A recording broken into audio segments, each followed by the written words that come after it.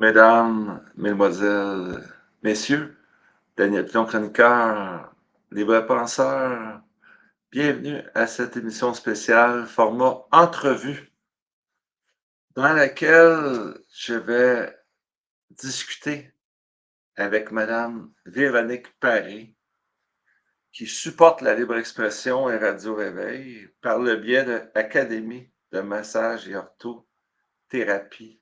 Bonjour Véronique. Bonjour Daniel, ça va bien? Ça va bien toi-même? Oui, ça va bien, merci. Good. Donc aujourd'hui, on va en savoir un peu plus sur Académie de massage et orthothérapie. Tu me disais que c'était une business qui est, avant peut-être d'aller plus où vous en êtes rendu aujourd'hui, c'est familial et que toi, tu as grandi où vous étiez pas, mettons, full médicamenté, là. C'était très naturel, très herboriste, là. Peux-tu nous expliquer ça un petit peu, là, ton historique? Ben, comme je te disais tantôt avant d'entrer en ondes, moi je suis née dedans, je suis tombée dedans quand j'étais petite. Je suis pas bien, bien grande non plus encore, là, mais mes parents gagnaient leur vie dans ce domaine-là quand moi je suis née en 1962. Donc ça fait quand même pas mal longtemps. Mon père était orthothérapeute, massothérapeute. Et ma mère, elle était esthéticienne. Donc, c'est vraiment là, dans le soin que j'ai grandi. Quand, par exemple, j'avais mal à quelque part de chez nous, là, mon père ne nous donnait pas des produits chimiques. On avait de la reine des prés pour un mal de tête, des petites douleurs menstruelles pour les femmes, c'est de la sauge. Donc, j'ai vraiment grandi là-dedans depuis toujours, toujours, toujours. Je te disais tout à l'heure que la première fois que j'ai pris une aspirine, c'est quand mon fils est né en 1990, puis ça m'a complètement gelée. Après avoir, quand l'aspirine a fait effet, puis que je me suis mis à marcher, j'ai regardé tout le monde, j'ai dit hey, mes jambes bougent. C'était comme, c'est le souvenir que j'ai de la première fois que j'ai pris un médicament. Puis je te dirais que j'en ai pas repris depuis. Même si j'ai accouché une deuxième fois en 1993, là, tout s'est fait en douceur et naturellement. Et l'académie, bien, elle arrive avec mon père parce que lui, il recevait des gens dans le salon d'esthétique de ma mère, dans une petite ville qui s'appelle Drummondville. Puis, pour faire connaître ses soins, il disait, dis à tes madames, là, quand elles ont mal à quelque part, ils peuvent venir me voir, je vais les masser. De fil en aiguille, c'est comme ça que le massage est rentré dans nos vies. Mais lui, il avait appris ça en France. Pendant la Deuxième Grande Guerre mondiale, il est allé à l'hôpital Marmottan de Paris pour apprendre la massokinésithérapie. Je vous fais une historique bien brève. Là. Quand il est revenu après la guerre ici au Canada, personne ne se faisait masser, là, c'est sûr et certain. Mais lui, il voulait vraiment vivre de sa passion et des soins. Alors, c'est comme ça qu'il a ouvert une clinique dans le salon d'esthétique de ma mère. Et dans les années 70, il y a des gens qui voulaient faire la même chose que lui. Ils disaient, Monsieur Paré, c'est où qu'on apprend ça, ces techniques-là? Et c'est comme ça qu'il a décidé d'ouvrir une école en 1976. Moi, j'ai repris en 1988. Et mes enfants, en 2022, reprennent, depuis septembre 2022, c'est eux qui reprennent, mais avec maman coach qui donne un coup de pouce pour les guider, surtout au niveau volet affaires, parce qu'eux aussi, ils ont été élevés pas mal plus du côté nature. Juste pour me démêler un peu, là, ton père était orthothérapeute. C'est quoi, ça, un orthothérapeute? Ortho, ça veut dire droit, mais l'orthothérapeute soulage des douleurs musculaires et articulaires. C'est vraiment de la mécanique. Il disait lui-même là, qu'il était le mécanicien du corps humain. C'est vraiment pour une bursite tendinite, la fameuse sciatalgie, là, quand on se bloque le nerf sciatique, pas asiatique, là, le nerf sciatique. Quand il est bloqué, c'est c'est une de nos grandes forces de réchauffer le fer avant de le plier, donc réchauffer le corps avant de le travailler. On va masser.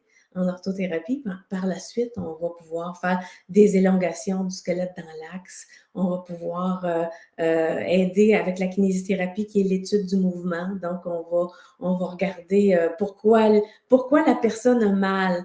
On ne va pas traiter le mal, on va traiter la personne qui a mal. C'est ce qu'on fait en orthothérapie.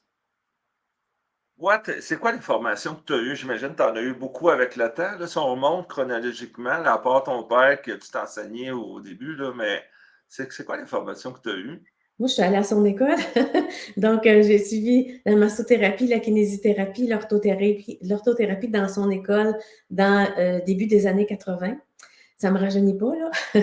Et je suis allée en Europe, c'était à Clermont-Ferrand dans le temps. C'est une école en herboristerie où j'ai appris justement toutes les belles qualités de nos belles plantes médicinales, les huiles essentielles.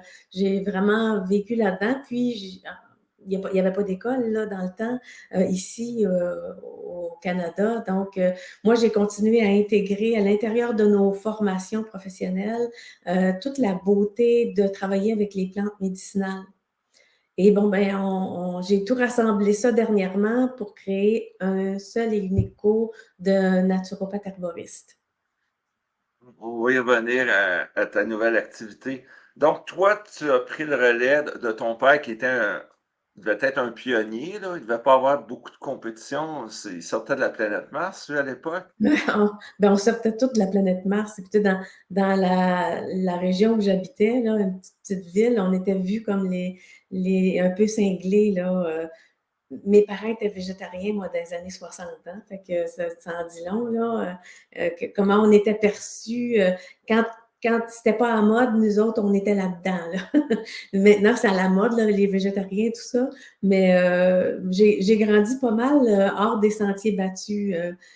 Juste pour faire une petite anecdote, le premier souper que j'étais chez mon premier copain, le père est arrivé avec sa poche d'herbe qu'il venait de couper en arrière, il m'a dit: tiens, là ton souper, parce qu'il ne savait vraiment pas quoi me donner à manger. Donc, c'est ça, j'ai grandi pas mal dans ces eaux-là. Donc, mes parents étaient comme ça. Ils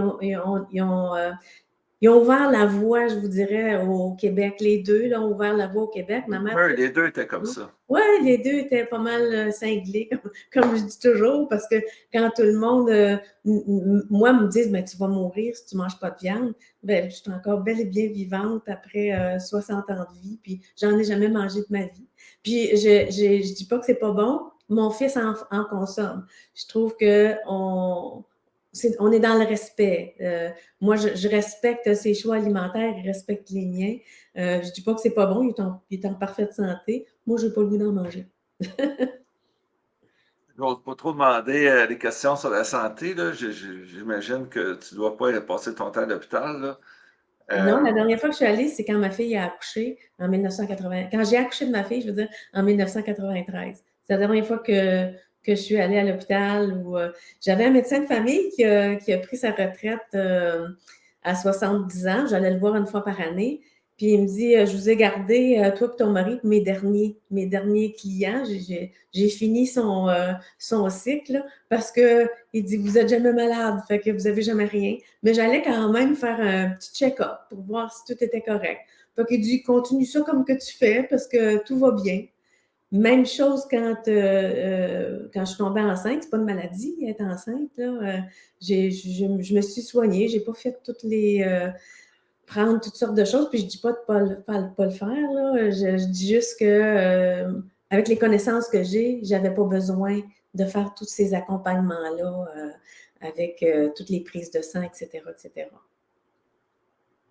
Là, donc depuis les années 80, en tout cas, vous formez des, des massothérapeutes, des orthothérapeutes, Oui, des thérapeutes des sportifs aussi.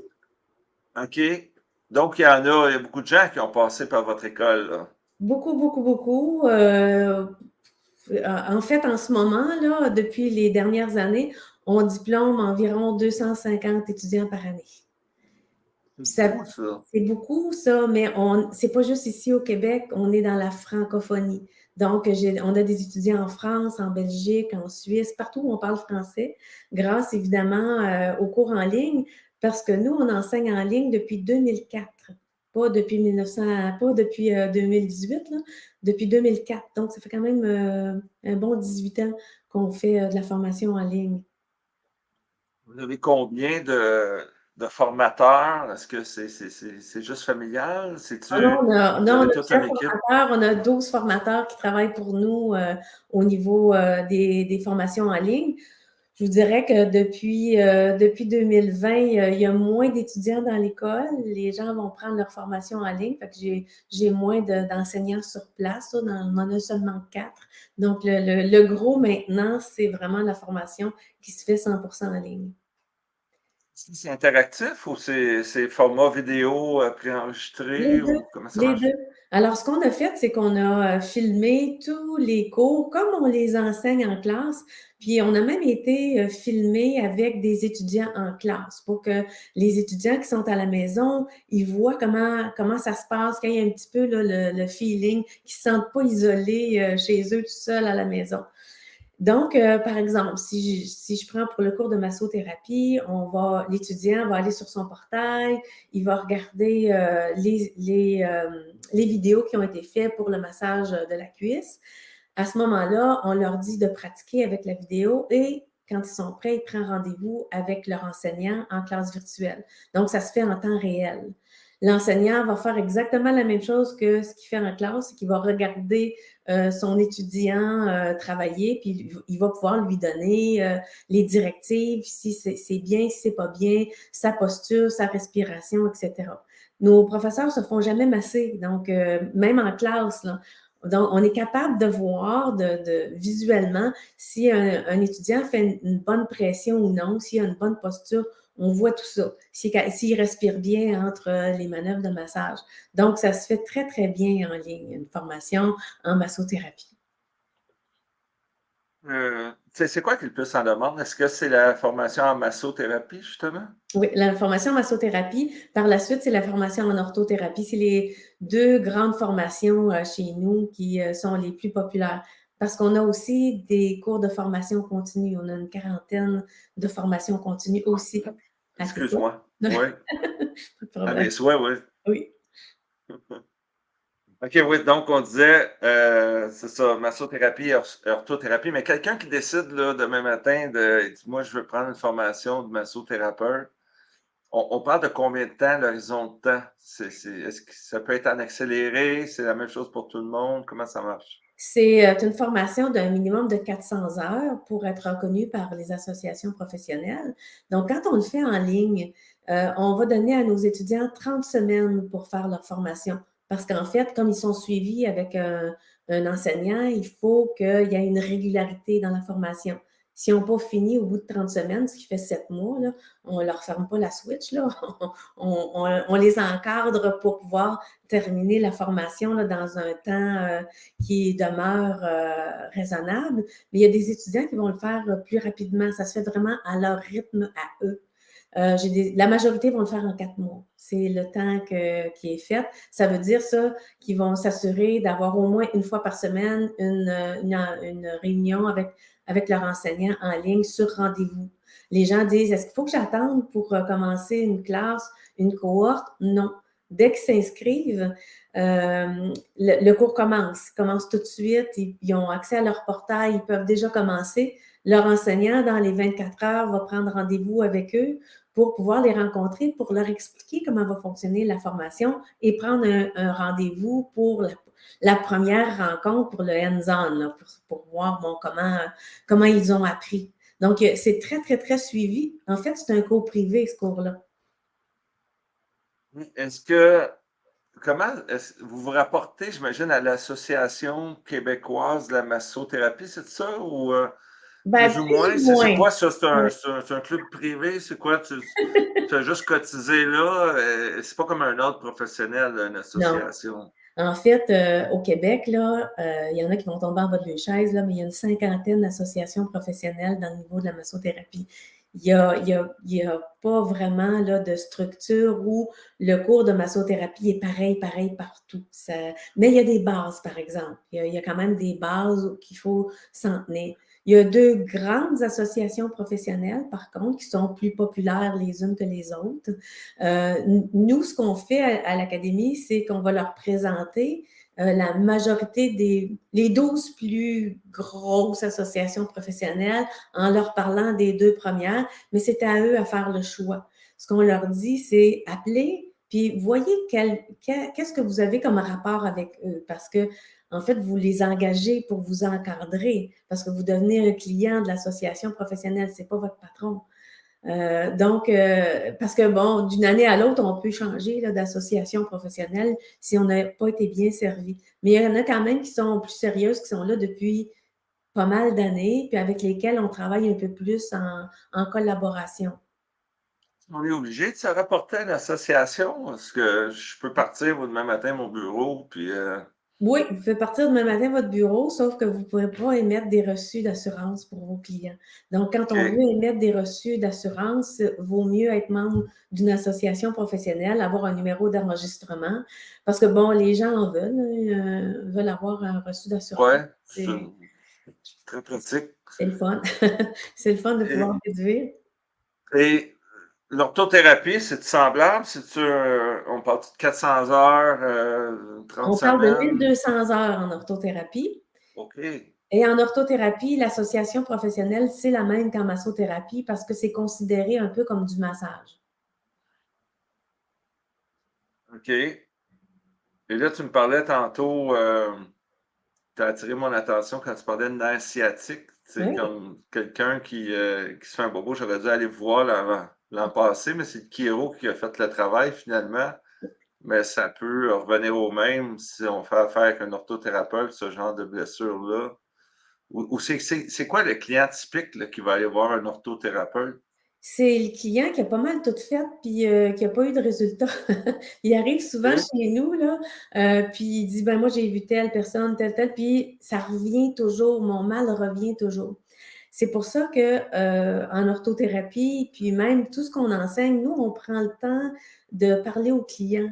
Comme je mentionnais tout à l'heure, on ne va pas traiter une sciatique, on va traiter Daniel qui souffre d'une sciatique. On va prendre le temps de regarder comment son alimentation, même pour une sciatique. On va regarder ses postures de travail, on va regarder qu'est-ce qu'il fait, comment il se positionne, comment il respire. Donc, on prend beaucoup de temps à évaluer la personne qui est devant nous. On traite vraiment la personne in toto, dans sa totalité.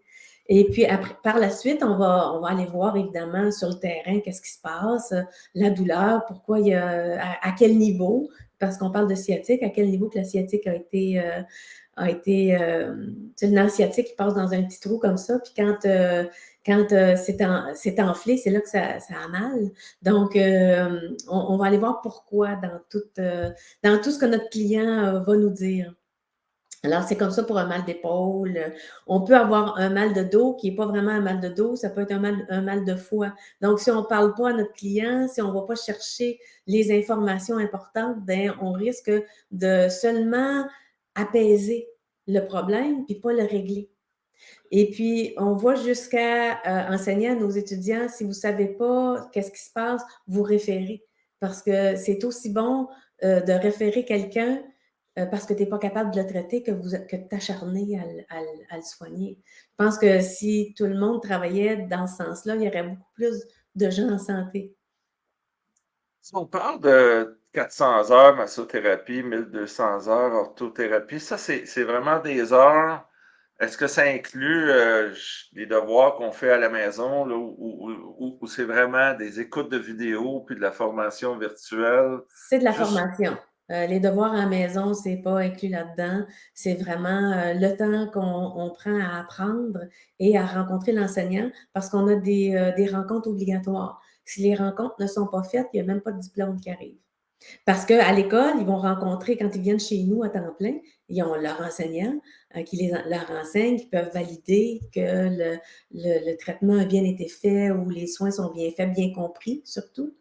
Puis ce qui est important pour nous, c'est de ne pas faire une formation pour avoir une note d'examen. Ça, on le dit tout le temps. Moi, j'ai été beaucoup impressionnée par des gens qui avaient des moins grosses notes d'examen mais ils connaissaient leur matière. Il y a des gens en entrevue, comme ça, on est un petit peu plus nerveux, comme moi, je le suis en ce moment. Mais quand on passe un examen, on est plus nerveux, puis l'information ne rentre pas tout le temps. Mais quand on leur parle comme ça à nos étudiants, on sait qu'ils connaissent l'information, mais en examen, ça ne rentre pas. Donc, on veut vraiment que nos étudiants fassent leur cours pour apprendre quelque chose, pas pour avoir une note d'examen. On leur dit beaucoup ça. Donc, quand on les rencontre, on leur dit, c'est pas un examen, c'est une rencontre où on va te coacher, entre guillemets. Puis, on dirait que ça l'aide à détendre l'atmosphère, puis on peut leur tirer les verres du nez, entre guillemets. On peut aller plus loin pour savoir ce qu'ils ont vraiment appris durant notre formation. On compare ça aux formations collégiales, universitaires, là, en tout cas que plusieurs qui écoutent ont connu. Donc, un cours normal de mémoire, c'était 45 heures. Je ne sais pas si c'est encore comme ça. Ça veut dire que quand tu parles de 400 heures, c'est comme 2 bonnes sessions pour devenir massothérapeute. Et orthothérapeute, là, ça s'échelonne, c'est la période est plus longue. Là, on ne parle pas de 7 mois. Je pense que tu parlais de ça tantôt, 7 6 mois pour mois. massothérapie, puis pour Oui, orthothérapie, on leur donne 24 mois pour le faire, donc 2 ans. OK. Souvent, les gens vont le faire en 1 an et demi, tout dépendant du temps qu'ils vont prendre pour faire leur formation. Mais c'est vraiment à leur rythme parce que c'est eux qui décident de prendre rendez-vous avec leur enseignant. Donc, si l'étudiant, en guillemets, niaise pendant 2 mois, ça retarde évidemment sa formation. Mais la majorité du temps, les gens qui choisissent cette avenue-là, c'est parce qu'ils ont envie d'apprendre. Donc, ils sont motivés.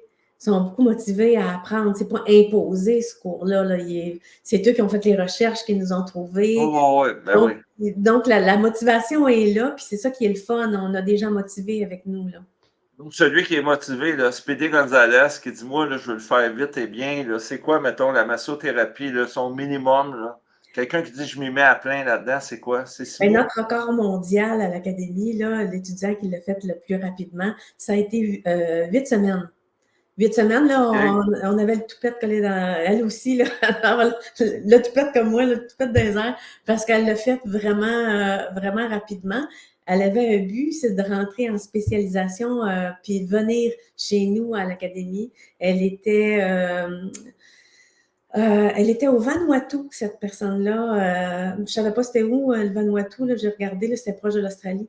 Donc, elle voulait faire le cours rapidement pour pouvoir venir chez nous en septembre pour prendre le cours en orthothérapie avec nous. Donc, elle, ça a été 8 semaines. Ça n'a pas encore été égalé. Alors, avis à ceux qui veulent avoir une médaille. Le record mondial pour l'orthothérapie, ça, c'est combien de mois? Alors ça, c'est plus difficile. Je dirais que je pense que c'est 1 an, le record mondial. C'est beaucoup plus long En pour général, ça va tourner autour d'1 an et demi, 2 ans, c'est ça que tu 1 an et demi, disais? 2 ans, là, les gens vont le prendre pour faire le cours en orthothérapie. Là, toi, dans la dernière année, donc, toi, tu as pris la relève à ton père. Tu as gouverné ça, je pense, pendant une trentaine d'années que tu me disais, 35 35 ans, ans, oui. même si ça ne te rajeunit pas, malgré que Non. tu as l'air encore toute jeune. Euh, et dans la dernière année, tu as laissé tes enfants prendre la relève et toi, tu as développé une nouvelle branche. C'est que j'aimerais ça en entendre parler parce que tu parles de naturopathie, je crois, et d'herboristerie. Je te laisse aller, là.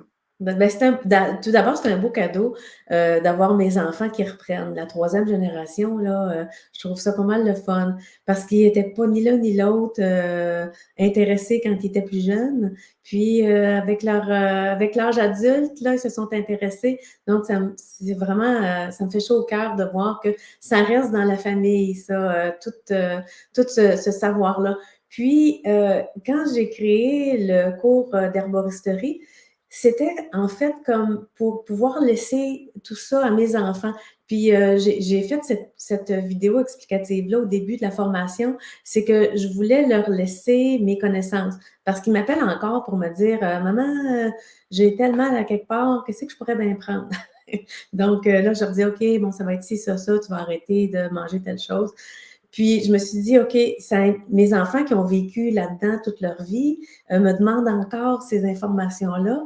Alors, je me suis dit, je vais rassembler tout ça, puis je vais leur créer cette formation-là que j'ai décidé de mettre pour tout le monde. Alors, c'est la formation en herboristerie. Les plantes médicinales, comment elles peuvent nous accompagner, nous soutenir, je vais dire un gros mot, là, nous guérir, parce que oui, certaines plantes médicinales vont guérir certains maux. Comme je disais tout à l'heure, comme pour la massothérapie, l'orthothérapie et même la thérapie sportive, on va traiter l'humain qui est devant nous.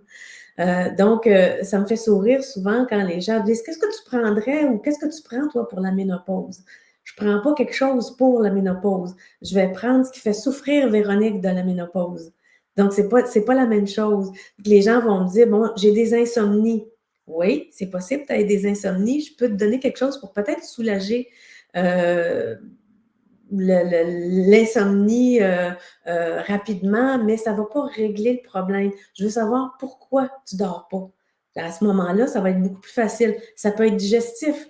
Ben, on sait, quand on apprend en naturopathie herboristerie, on sait que le foie, par exemple, il travaille de 1h à 3h du matin. Donc, si c'est là que tu ne dors pas, d'après moi, c'est ton foie qui a de la misère. Alors, on va aller voir tout ça, puis on va te poser plein de questions pour savoir pourquoi ton foie fonctionne au ralenti ou qu'est-ce que tu manges peut-être, est-ce que tu manges trop tard, etc., etc. Puis, on va pouvoir, avec les plantes médicinales, régler ton problème d'insomnie. Mais on peut avoir de la difficulté à s'endormir. Donc, si c'est ça, il y a autre chose. Donc, c'est ce que j'ai mis dans une formation qui s'appelle naturopathe herboriste qu'on offre depuis le mois d'octobre 2022. Donc, ça Ouais, fait est-ce qu'on parle d'huile essentielle à ce moment-là quand on parle d'herboristerie? Quand on parle d'herboristerie, on va parler de la plante. Par exemple, la prêle ou l'ortie, on va parler de la plante, on va dire tout ce qu'elle fait, puis on va en parler aussi en infusion, en décoction, si ça s'applique. On va en parler en teinture mère, on va en parler aussi en huile essentielle. Donc, on va parler de la plante sous toutes ses formes. Donc, par exemple, il y a des gens qui vont me poser comme question, qu'est-ce qui est mieux, une infusion ou de prendre une teinture mère ou des huiles essentielles? Ça dépend. Ça dépend du problème. Donc, c'est de là l'importance d'avoir une bonne formation pour savoir quand est-ce qu'on va proposer à quelqu'un une infusion plutôt qu'une décoction, plutôt qu'une autre préparation à base de plantes. Parce qu'on peut les manger aussi. Hein. Par exemple, des feuilles de pissenlit peuvent se retrouver en salade, puis qui va pouvoir aider un problème digestif. Donc, c'est toutes ces choses-là qu'on va enseigner dans cette formation-là. C'est mon petit bébé parce que je l'ai fait de A à Z, la formation. C'est comme, j'écoute ça, là, puis je vais enlever mon chapeau d'intervieweur, là, je vais faire, c'est le gars curieux. J'ai comme l'impression que c'est deux univers, on a deux univers parallèles, hein, celui du pharmaceutique et celui de la médecine alternative, ou comme tu dis, l'herboristerie, l'huile essentielle, etc. On dirait que c'est deux univers. C'est que tu es dans un ou tu es dans l'autre. Est-ce que ça peut être complémentaire ou c'est vraiment deux mondes et puis tu es un disciple d'un monde ou tu es vraiment un addict de l'autre? En tout cas, j'utilise peut-être pas les bons mots, là, mais est-ce que c'est un peu comme ça qu'on pourrait le définir, là, d'un univers parallèle? Bien, je pense qu'on a besoin des deux. La médecine officielle, comme on la connaît, on en a besoin pour différentes choses qui sont très bien. Par exemple, si j'ai un accident d'auto aujourd'hui, c'est clair que je vais aimer que l'ambulance arrive et qu'il m'amène à l'hôpital. On est bien content qu'il y ait un urgentologue qui nous attende, là. Tout à Ouais. fait. Par contre, il y aurait peut-être un petit peu moins de gens qui engorgeraient les hôpitaux s'il y avait plus de gens qui s'intéressaient à leur propre santé plutôt que de la mettre dans les mains de quelqu'un d'autre. Par exemple, juste au niveau nutritionnel, c'est beaucoup, là. Hippocrate, le père de la médecine, disait lui-même que ton aliment soit ton médicament. Mais je pense que c'est bon de commencer là, à voir au niveau de la nutrition, qui est enseigné d'ailleurs dans un cours d'herboristerie. La nutrition, c'est important. Les gens me demandent toujours comment ça se fait que mes cheveux sont si forts avec l'âge que j'ai. Ben, je me nourris, je les nourris, ces cheveux-là, à l'intérieur avant de les nourrir à l'extérieur. Donc, les gens cherchent plein de produits à se mettre dans les cheveux pour que leurs cheveux soient forts. Ben, on se nourrit d'abord à l'intérieur avant d'aller mettre plein de produits pour qu'ils aient l'air super brillant. Donc, je pense il y a un besoin pour les deux. Il y a un besoin pour la médecine officielle qu'on connaît, mais il y a aussi un besoin pour la médecine que je dirais, plus conventionnelle, la médecine originale ou originelle, là, parce que si l'humain a survécu durant toutes ces années, ben c'est grâce aux plantes médicinales, parce que si on recule, là, ça fait seulement qu'une centaine d'années qu'on utilise des produits chimiques. Là. Avant ça, les gens en avaient quand même des maux de tête, ils se traitaient différemment. Il n'y avait pas d'aspirine. L'aspirine, si ma mémoire est bonne, je crois qu'elle a été découverte en 1882. Donc, les gens avant avaient pas mal à la tête. Il faut se dire si c'était pas là avant. Donc, l'humain a grandi avec les plantes médicinales depuis toujours. Ça a été oublié, tout ça. Je crois, encore là, si ma mémoire est bonne, que c'est en 1932 que la dernière université qui enseignait les plantes médicinales a fermé. Donc, ça fait pas si longtemps que ça. Et puis, c'est dommage que l'homme ait perdu tout ça. On a vraiment mis notre santé dans les mains de quelqu'un d'autre. On la prend pas, on Il y avait se des intérêts responsabilise pas. financiers, il y a des intérêts financiers là, qui ont fait leur gros sport là-dedans. Mais là, ça revient, là. C'est pas la semaine passée, là. Ça fait quelques années là, que ce qui est santé alternative, ça revient, là. Est-ce qu'on peut dire ça ou ça reste très marginal ou il y a une recrudescence Ben, je suis mal placée pour là-dedans? le dire parce que j'ai vécu là-dedans toute ma vie. Fait que pour moi, dans ma réalité à moi, ça a toujours été là. Tout le temps, tout le temps, tout le temps. Au niveau de l'académie, il y a toujours eu beaucoup d'intérêt pour les formations professionnelles. Donc, mais je dois dire, par contre, depuis 2018, c'est vrai qu'on a belle ascension. Il y a de plus en plus de gens qui veulent savoir pourquoi ils souffrent, pourquoi ils ont mal, puis qui veulent prendre leur santé en main. Ça, c'est vrai. Bon. On parlait de naturopathie, donc vous formez des naturopathes aussi, là, c'est ça? Ben, Naturopathe, dans la herboriste? formation, oui, dans la formation en herboristerie, quand moi j'ai présenté ma formation pour la faire reconnaître, parce qu'on veut quand même que les gens puissent être reconnus, les associations m'ont dit avec tout le matériel qu'il y a là-dedans, les gens, quand ils vont avoir terminé leur formation, ils sont aussi naturopathes. Donc, donc, quand ils prennent la formation chez nous, ils sont naturopathes herboristes. C'était pas mon but. Mon but, c'était vraiment de passer toutes mes connaissances pour que ça reste. Je voulais une espèce de testament. J'avais demandé ça à mon père qu'il fasse ça. Il est décédé en 1997. Puis, dans ce temps-là, il n'y avait pas tout ce qu'on a. Je lui ai dit, écris tout ça. Je veux pas que tu partes avec tout ce que tu connais puis qu'on n'ait pas toutes tes informations. Puis, c'est ce qu'il a fait. Et je suis partie aussi de là avec tous ses écrits. Des choses là que j'ai ressorti ces livres-là que j'avais. Puis des choses comme comment faire une infusion comme le faisaient nos ancêtres. Les gens se font une infusion, là, ils mettent des herbes dans une tasse, puis ils mettent de l'eau bouillante là-dessus. Oublie ça, là, quand on met de l'eau bouillante sur quelque chose de vivant, qu'est-ce que ça fait? Ça l'est bouillante. Donc, on va boire quelque chose qui goûte, mais qui n'a plus de propriété médicinale. Alors, dans la formation, j'enseigne comment faire une vraie infusion, comme le faisaient nos ancêtres avant nous. C'est beaucoup plus long que de mettre de l'eau chaude sur des plantes médicinales. Bouillir de l'eau et mettre sa poche de tisane, est-ce que c'est bon, ça? Ou Non, on se conte des non, histoires?